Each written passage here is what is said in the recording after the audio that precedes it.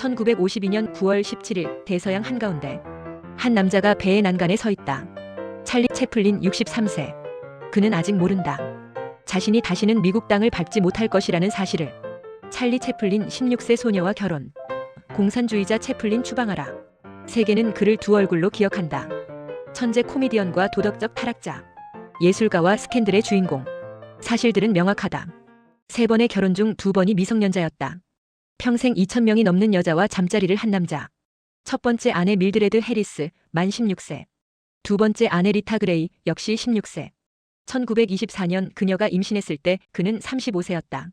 1947년 미국 냉전 초기 할리우드 영화계 내 공산주의자 침투 의혹을 조사하기 위해 열린 악명 높은 하원 비미활동위원회 청문회. 검사가 묻는다. 당신은 공산주의자입니까? 채플린은 대답하지 않았다. 침묵은 때로 가장 큰 죄가 된다. 메카시즘의 광풍 속에서 침묵은 곧 자백이었다. 존 에드가 후버 FBI 국장의 책상 위 채플린 파일. 총 1900페이지. 20년간의 감시 기록. 도덕적으로 위험한 인물, 공산주의 동조자, 추방 대상. 그리고 1952년 미국 법무장관은 결정을 내렸다. 재입국 허가 거부. 40년을 살았던 나라가 그를 버렸다. 런던 빈민가에 굶주린 소년이 세계의 우상이 되었다가 추방당한 망명객이 되었는가. 1889년 4월 16일 자정. 런던 이스트엔드 워러스가의 허름한 방에서 한 아이가 울음을 터뜨린다. 찰스 스펜서 채플린. 그의 운명은 이미 비극으로 쓰여 있었다. 어머니 한나 채플린은 뮤지컬 가수였다. 아버지 찰스 채플린 시니어는 떠돌이 보드빌 배우였다. 두 사람 모두 가난했고 두 사람 모두 술을 마셨다. 1894년 5살의 찰리에게 첫 무대가 찾아왔다. 어머니가 무대에서 목소리를 잃자 극장 지배인이 어린 소년을 무대로 밀어냈다. 어린 채플린은 떨리는 목소리로 중얼거렸다. 관객들이 웃었다. 동전을 던졌다. 어린 채플린은 노래를 멈추고 동전을 주우려 무대를 내려갔다. 관객들은 더욱 웃었다. 그 순간 한 예술가가 탄생했다. 하지만 웃음은 곧 끝났다. 1896년 어머니 한나는 정신병원에 강제 입원되었다. 매독성 정신병이었다. 아버지는 알코올 중독으로 거리를 헤맸다. 찰리와 형 시드니는 램버스 빈민구호원으로 보내졌다. 빈민구호원. 하루 세 끼는 묽은 죽. 침대는 차가운 석판. 옷은 누더기. 겨울 아침 소년들은 얼음물로 세수했다. 울면 매를 맞았다. 찰리는 울지 않았다. 대신 관찰했다. 간수의 우스꽝스러운 걸음걸이, 취객의 비틀거림, 불황자의 몸짓. 그의 눈은 카메라였고 그의 기억은 필름이었다. 1901년 5월 9일. 아버지 찰스 채플린 시니어 간경화로 사망. 향년 37세. 찰리는 12살이었다. 장례식에 갈 돈도 없었다. 1910년 21살의 찰리 채플린은 프레드 카노 극단에 들어갔다. 무성 코미디 극단이었다. 그는 재능을 보였다. 팬터마임, 고개, 익살. 그는 모든 것을 흡수했다. 1913년 9월 카노 극단이 미국 순회 공연을 떠났다. 뉴욕, 필라델피아, 시카고, 캔자스시티에서 한 남자가 공연을 보았다. 키스톤 영화사의 맥 세넷이었다. 세넷은 조수에게 말했다. 저 젊은 배우 계약서를 준비해. 1914년 2월 7일. 채플린의 첫 영화 메이킹 어 리빙 촬영 시작. 주급 $150. 하지만 감독 헨리 레어만은 그를 싫어했다. 너무 느리고 너무 까다롭다. 채플린은 알고 있었다. 자신만의 캐릭터가 필요하다고. 세넷은 어느 날 채플린에게 말했다. 뭔가 웃긴 옷을 입어봐. 채플린은 의상실로 들어갔다. 큰 바지는 로스코 아버클의 것, 작은 재킷은 체스터 콩클린의 것, 중절모는 아버지 것, 대나무 지팡이는 그냥 발견했다. 신발은 일부러 반대로 신었다. 크기 14. 거울 앞에 선 순간 찰리 채플린은 사라지고 떠돌이가 나타났다. 가난하지만 신사적이고 초라하지만 존엄하고 패배하지만 결코 굴복하지 않는 남자. 그는 자신의 분신이었다. 1915년 채플린은 키스톤을 떠나 에사네이 영화사와 계약했다. 주급 $1250. 그리고 완전한 창작 통제권. 1년 만에 그는 감독, 작가, 배우, 편집자가 되었다. 1919년 2월 5일. 역사적인 날. 찰리 채플린, 메리 픽포드, 더글러스 페어뱅크스, D.W. 그리피스가 유나이티드 아티스트를 설립했다. 할리우드 최초의 배우 중심 영화사였다. 한 제작자가 냉소했다. 정신병자들이 정신병원을 운영하는 꼴이군. 그들은 틀렸다. 채플린은 천재였고 광인이었고 독재자였다. 1921년 키드 촬영장.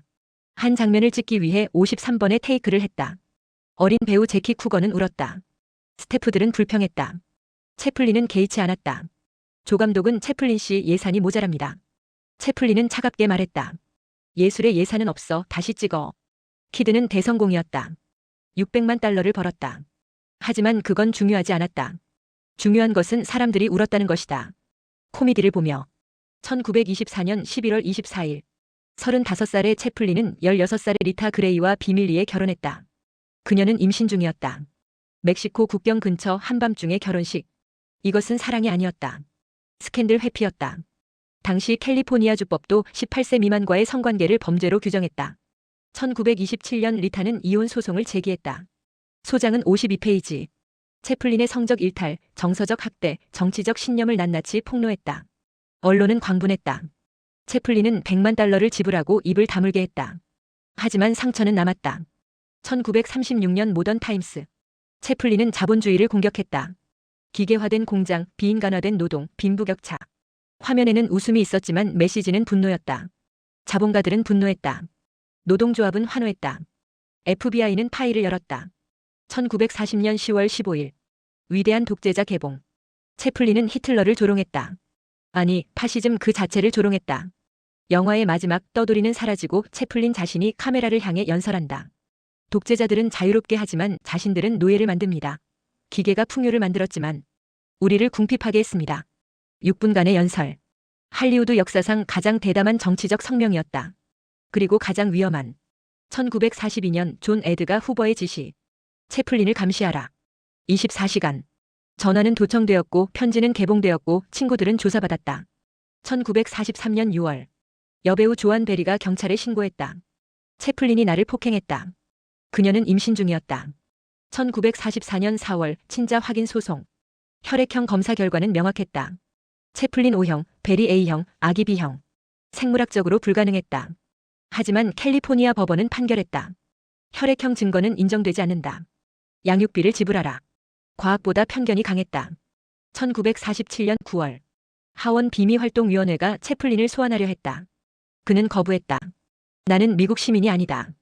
영국인이다. 법적으로 맞는 말이었다. 채플린은 34년을 미국에 살았지만 귀화하지 않았다. 이것은 자부심이었다. 그리고 치명적 실수였다. 1952년 9월 17일. 쿤라인 여객선 퀸 엘리자베스 호. 채플린은 신작 라임라이트의 런던 프리미어를 위해 가족과 함께 영국으로 향했다. 아내 우나, 네 자녀와 함께. 평화로운 항해였다. 무선 전보 도착. 법무장관 명령. 찰리 채플린 재입국 허가 취소. 도덕적 타락과 공산주의 동조 혐의. 채플린은 전보를 읽었다. 2번, 3번. 그리고 창밖 대서양을 바라보았다. 채플린 긴 침묵 후. 돌아가지 않겠소. 1953년 1월. 채플린 가족은 스위스 레만 호숫가 코르시에르에 정착했다. 만호와 저택. 37개의 방, 14헥타르의 정원. 아이러니하게도 그는 그곳에서 행복했다. 추방된 땅에서가 아니라 추방당한 그 순간부터. 1957년 뉴욕의 왕. 채플린은 미국을 조롱했다. 메카시즘을, 대중매체를, 허위의식을. 미국은 상영을 거부했다. 그는 개의치 않았다. 세계는 넓었다. 1972년 2월. 20년 만에 채플린이 미국 땅을 밟았다. 83세. 휠체어에 앉아 있었다. 아카데미 명예상 수상을 위해서였다. 공항에 수백 명이 모였다. 환영하기 위해. 4월 10일 밤. 제44회 아카데미 시상식. 잭 레몬이 무대에 나왔다. 잭 레몬, 영화의 언어를 창조한 사람 찰리 채플린을 소개합니다. 채플린이 무대에 올랐다. 그 순간 2,900명의 관객 모두가 일어섰다. 박수가 시작되었다. 1분, 2분, 5분. 박수는 멈추지 않았다. 채플린은 울었다. 관객들도 울었다.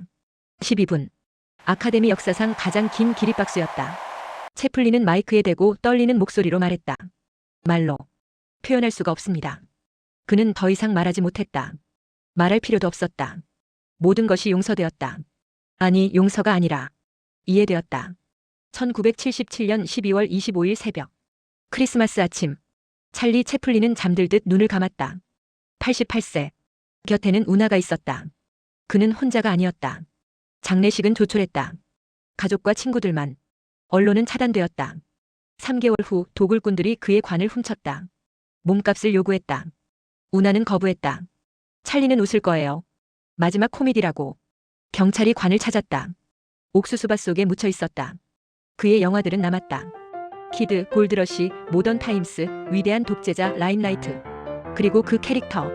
중절모를 쓰고 콧수염을 기르고 지팡이를 든 떠돌이, 미성년자와의 결혼 및 동거, 정치적 추방, 2,000명의 잠자리와 도덕적 논란. 이것들은 지워지지 않는다. 지워져서도 안 된다. 하지만 역사는 복잡하다. 인간은 모순적이다. 천재는 때로 괴물이고 희생자는 때로 가해자다. 찰리 채플린은 완벽하지 않았다. 그는 실수했고 상처를 주었고 때론 옳지 않은 선택을 했다. 하지만 그는 웃음 속에 슬픔을 숨겼고 코미디 속에 인간성을 담았고 무성 영화에 영혼을 불어넣었다. 인생은 가까이서 보면 비극이지만 멀리서 보면 희극이다. 그가 말했다. 그리고 그는 그 말대로 살았다. 영상이 유익하였다면 구독과 좋아요 부탁드립니다.